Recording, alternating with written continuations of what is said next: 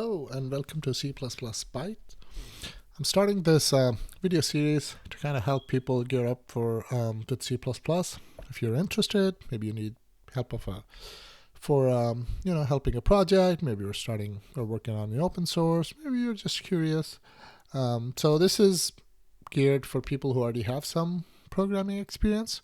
So I'm not going to cover everything. It's pretty much we're going to start with the Hello World, and then we're kind of build upon different kind of concepts, data structures, standard library, and basically how you write regular code and solve problems using C++. I'm using Visual Studio Code mostly because a lot of people are familiar with it.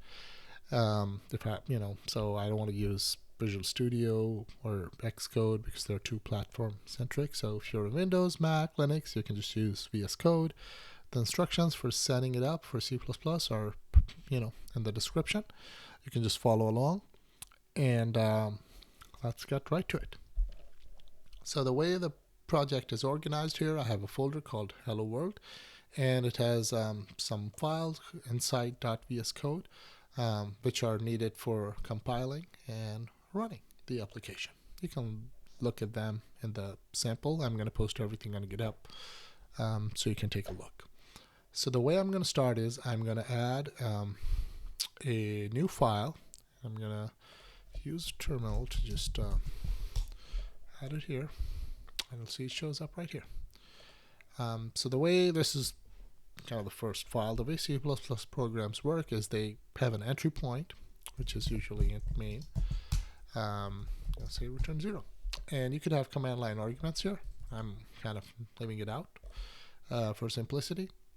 And then this is kind of your main entry point, which the program looks. So I'm going to compile it. And then when you go to the terminal and you do ls, you see that there are two extra files, main.out and main.dsim. The dsim file is just debugging information. So if you want to debug, that's what will be used. You can ignore it for now. This is your main executable. You could rename it, but I'm going to leave it like that. So if you want to run it, you see main.out. And it just ran. There's nothing there because we didn't put anything. But there is an error code right here, or exit code, I should say. And you can check that out by using this command. So exit code 0. If you change it to 1, for example, compile it again, run it one more time, do the same thing again, see it's 1. So that's how you can weigh what happened in your application. Now this is kind of the basic structure. Once you have the basic structure in place, I'm going to talk about something called header files.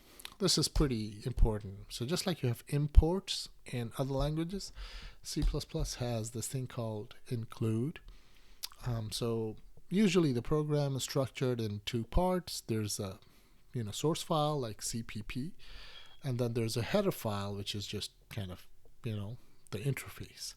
So if you want to use something, you would include header file, so they just have the interface or public API, so you can use it.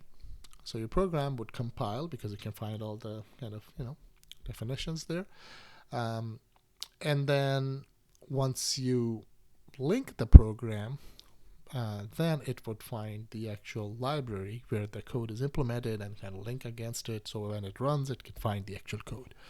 You can read more about it if you look at C++ kind of compilation process. You'll see there's like a syntax, then it compiles, then it links, and then you have the executable.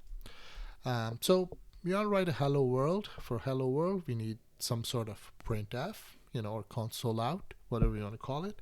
So we're gonna include a file. Let's call this the syntax #include, and you do iostream. So once we do that, now we have this kind of library available. And if you want to console out, there is a namespace standard. That's usually like it's a standard library. So it's like a namespace, and then you do scope result, the colon, and then you give it the function cout, which is basically console out, and you use the double less than to say, okay, now I'm going to write my string. I'm going to say hello world right here. And this is the end of it. I'm going to turn it. Okay. One at a time. So let's compile it. And I'm going to run the same program again. And you can see hello world right here. But it's not on new line. You can see that the prompt got, appended at the end. So I want to add a new line right here so that my prompt comes on the new line. So pretty much the easiest way to do that is, you might be thinking there's a cout new line or cout line, but you can do is you can kind of pipe these things, so you can add multiple strings that way. But there is a common thing, std end line. That's what it is. You just add end line to the end. You don't have to put a \n or anything. You do this, and your problem solved. So that's how you do a new line. You might be thinking, hey, this is kind of tedious. I have to type this std all the time. How do I get rid of this? If you want to make it available, like an import, what you can do is you can use this keyword called using. So you can say using namespace std. There you go. So once you do that, it tells the compiler that, hey, I want std to be available. So if I'm using something which is inside std, just do it for me. So to do this, same thing, no problem. There you go.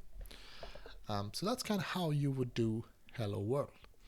Now let's just talk about some basic data types.